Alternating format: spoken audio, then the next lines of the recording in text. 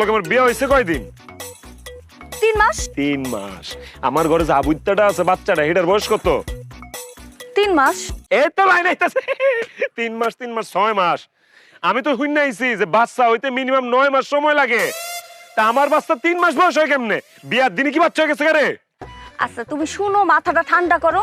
তুমি যাদের কাছ থেকে শুনে আসছো এসব কথা তোমার কানে লাগাইছে, এরা আমগো ভালো চায় না, আমগো শত্রু।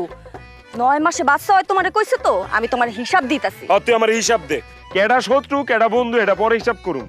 তুই এখন আমার হিসাব ভাঙ্গায় দিবি যে আমার পুলার বয়স 3 মাস কেমন হয়। তুই আমার হিসাব দিবি না, আজকে বাইরে তোর মাজা ভাঙ্গালাম আমি। তোর যে মেরুদণ্ড না পুরাটা ভাঙ্গালাম আমি, আজকে খয়া দিলাম। তুমি আমার সামনে দাঁড়াও, আমি কইতাছি শুনো। আমগো বিয়ে হয়েছে কতদিন? 3 মাস। পাইছো 3 মাস? হ্যাঁ। আমগো বাচ্চার বয়স কত? 3 মাস। ওইলো নি 6 মাস।